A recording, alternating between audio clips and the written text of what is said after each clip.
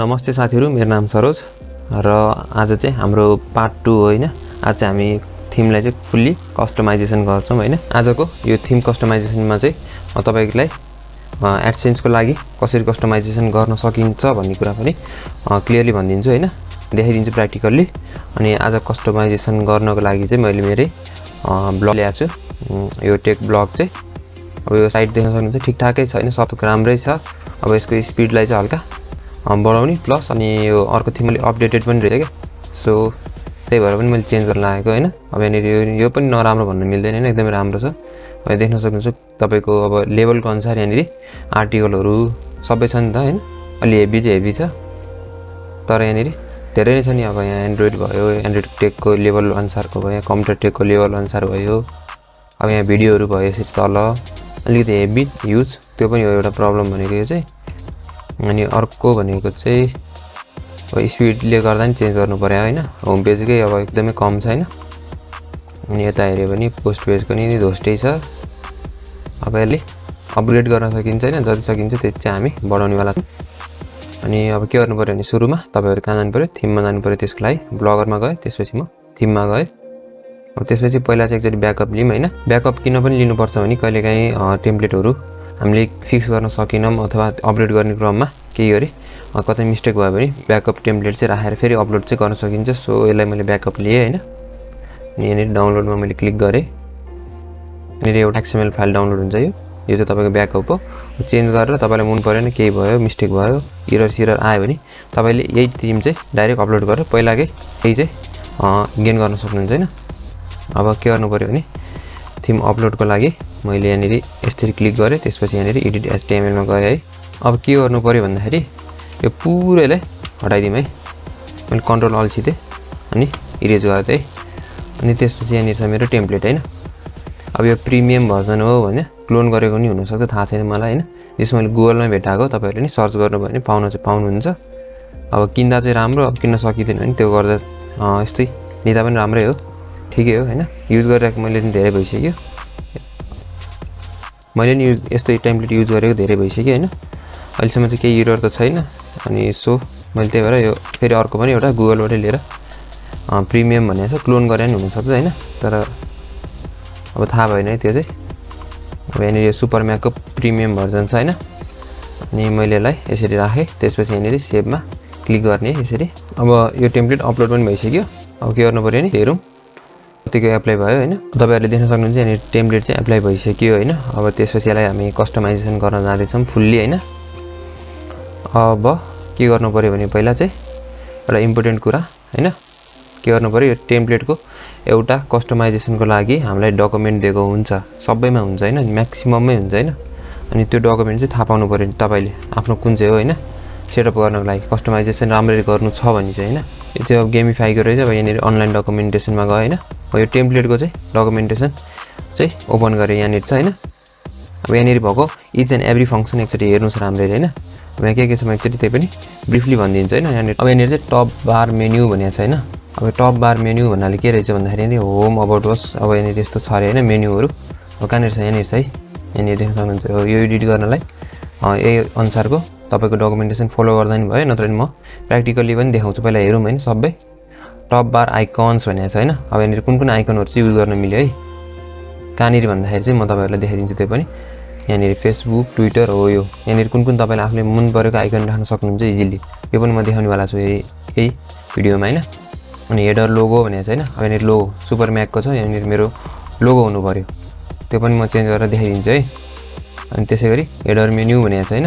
अब यो फिचरहरु यिनीहरु है, यहाँ हेडर मेन्यु भन्नाले यिनीहरु भयो है। अब यो पनि म फुल्ली चेन्ज गरेर देखाइदिन्छु। अब यसैगरी यो पनि म तपाईहरुलाई देखाइदिन्छु हैन। अब मेगा मेन्यु भनेको छ, अब यहाँ मेगा मेन्यु पनि छ हैन। मेगा मेन्यु भन्नाले चाहिँ यो है, यहाँ देख्न सक्नुहुन्छ यो चाहिँ मेगा मेन्यु हैन। अनि यसैगरी अरु पनि हेर्दै जाम। हेडर एड भनेको छ हैन। हेडर एड भन्नाले चाहिँ यहाँनिरको यो एड भयो है। अनि त्यसैगरी फिचर पोस्ट भनेको छ हैन।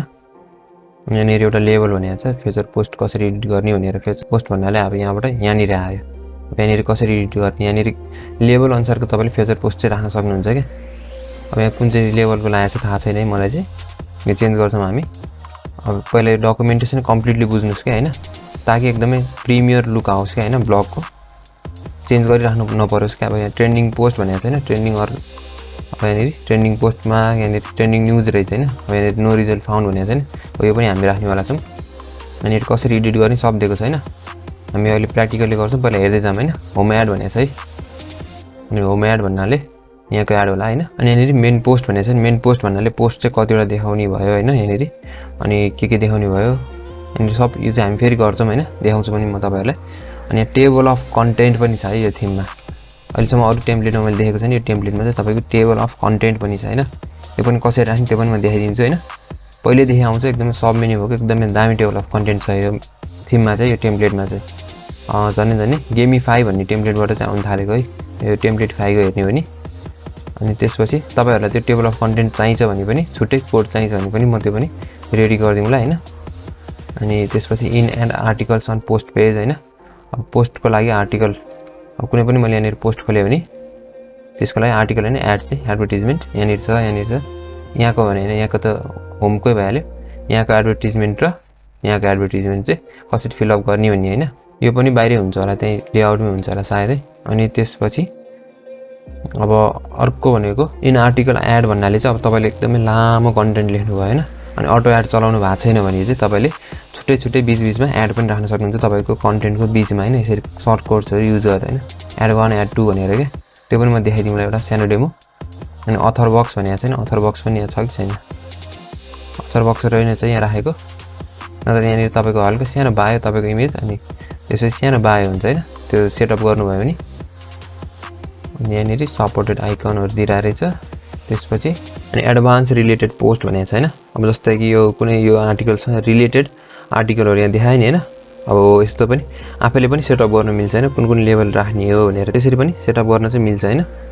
अब त्यो चाहिँ हेरौँ होइन, गर्न पनि सकिन्छ नगर्न पनि सकिन्छ। अनि पोस्ट एड 3 भनेर रहेछ होइन, यो पनि एडभर्टिजमेन्ट भयो। फलो बाई इमेल भन्नाले अब सब्सक्रिप्सनहरू राख्नलाई तपाईँले इजिली सक्नुहुन्छ, त्यो पनि म त्यो पनि देखाइदिन्छु। अनि त्यसपछि भनेको हाम्रो social icon in side bar, side बारमा कुन छ सोसल आइकन, यो साइड बार भयो यतापट्टिको सबै यहाँनिर छ साइड बार, यो हो यो एडिट गर्न। अनि त्यसपछि post visit on side bar भनेको छ होइन। अब यहाँनिर पोस्ट विजिट भन्नाले चाहिँ अब कहाँनिर छ भन्दाखेरि यिनीहरू होला सायद, यो कमेन्ट्सहरू भइहाल्यो। अब यहाँनिर यस्तो स्मार्टफोन टाइपको क्या, छुट्टै तपाईँलाई केही देखाउनु मन लाग्यो भने त्यो पनि यहाँनिर देख्न सक्नुहुन्छ। यो पपुलर भइहाल्यो, अनि रिसेन्ट पनि राख्न सक्नुहुन्छ त्यसै गरी। हो त्यो पनि हामी एडिट गर्नेवाला छौँ होइन। अनि त्यसपछि फेसबुक पेज प्लगइन भन्नाले फेसबुकको पेज पनि तपाईँले इमेज गर्न सक्नुहुन्छ। यहाँनिर साइडमा फलो अस अन फेसबुक भन्ने, अनि फेसबुकको तपाईँको सानो पेज, अनि यहाँनिर फलोको बटन त्यस्तो पनि राख्न सक्नुहुन्छ होइन। त्यो पनि देखाइदिन सक्छु म होइन। अब हेरौँ। अनि त्यसपछि फुटर एड भइहाल्यो। अनि अबाउट सेक्सन पनि तपाईँहरूले कहाँनिर छ यसको अबाउट सेक्सन भन्नाले फेरि पनि अबाउट सेक्सन रहेछ 2-3वटा होइन। यो सेक्सनलाई भने यो पनि एडिट गर्नुपर्छ। अनि फलो अस भनेको छ, यहाँ पनि तल सोसल आइकनहरू छ, त्यो पनि एडिट गर्न सकिन्छ। फुटर कपिराइट भन्नाले चाहिँ प्रिमियम भर्जनमा मात्र आउँछ होइन, चेन्ज गर्न मिल्छ। जस्तै कि यहाँनिर एउटा क्लोनै गरेर रहेछ क्या, यहाँनिर सेमी ट्युटोरियल चाहिँ यो समथिङ रहेछ होइन, डिजाइन बाई भन्नुपर्छ, क्लोन गरेको टेम्प्लेट रहेछ क्या यो सायद होइन, सायद है, थाहा छैन मलाई नि। अनि फुटर मेन्यु भन्नाले चाहिँ यहाँनिर के छ भन्दाखेरि यो साइडको अब यिनीहरू एडिट गर्ने भयो होइन। अनि त्यसपछि कुकी कन्सिस्टेन्ट भन्नाले अब तपाईँहरूको यहाँनिर लोड हुने बित्तिकै एउटा नोटिफिकेसन आउँछ यहाँनिर कुकिजको बारेमा होइन। अब त्यसलाई एडिट गर्नलाई पनि मिल्ने रहेछ यहाँनिर। साइट फिड भन्नाले चाहिँ अब फिडहरू भयो, साइटको अब फिड एड्रेसहरू। थिम अप्सनमा अब फेसबुक एसडिके भनेको छैन, प्लगइनको बारेमा छ यहाँनिर थोरै, यो खासै चाहिँदैन त्यति साह्रो।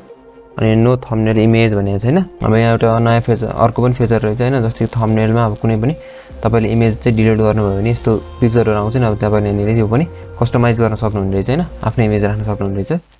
अनि त्यसपछि भनेको ब्याकग्राउन्ड एक्जाम्पल भनेको छ भनेपछि, अनि त्यसपछि तपाईँको थिमको ब्याकग्राउन्डहरू चेन्ज गर्ने, अनि त्यसपछि साइजहरू जुन हुन्छ नि, यो कोलमको साइजहरू चेन्ज गर्ने, साइड बारको साइजहरू चेन्ज गर्ने। अब त्यस्तै छैन, एडभान्स थिम अहिले खासै चाहिँदैन त्यति साह्रो। अब तपाईँले एकदमै अलिकति अझ युनिक बनाउनु चाहनुहुन्छ भने यो पनि गर्दा भयो। अब हाम्रो बेसिक भयो होइन। अब यहाँनिर एउटा सर्ट कोड्स भन्ने हुन्छ, कहाँनिर छ भन्दाखेरि ट्युटोरियल यहाँनिर छ, यसलाई open link in new tab गरेँ मैले। अब यहाँनिर चाहिँ यस्तो कोडहरू हुन्छ नि, सानो कोडहरू होइन, जहाँबाट चाहिँ तपाईँले अब जेसुकै नि ल्याउन सक्नुहुन्छ, सेटअपहरू गर्न सक्नुहुन्छ। तपाईँलाई चाहिएको यस्तो बटनहरू भयो, यस्तो बक्सहरू भयो, यो पनि म देखाइदिन्छु गरेर हैन। अब यहाँनिर सर्ट कोडहरु छ, यो चाहिँ जेक्युरीले हेल्प गर्ने सर्ट कोडहरुको लागि चाहिँ स्पेशली। अब यहाँनिर बटनको लागि सर्टकट भयो टपको, त्यसपछि अलर्ट बक्स भनेर यस्तो बक्सहरुको लागि भयो। अनि त्यसपछि कन्ट्याक्ट फर्म कतै राख्न चाहनुहुन्छ भने पनि कन्ट्याक्ट फर्मको पनि एउटा सर्टकट बनाइदिएर रहेछ हैन। कोड बक्सको पनि सर्टकट रहेछ हैन। अनि त्यसपछि पोस्ट लेआउट रे तपाईले टेम्प्लेट चेन्ज गर्दाखेरि चाहिँ सबै अब पहिला सर्टकटहरु युज गर्नु भएको थिएन, नत्र नि हल्का चेन्ज भयो भने अलिकति धेरै नै फरक पर्छ हैन। अब यहाँनिर यो सबै म तपाईहरुलाई गरेर देखाइदिन्छु हैन प्र्याक्टिकली।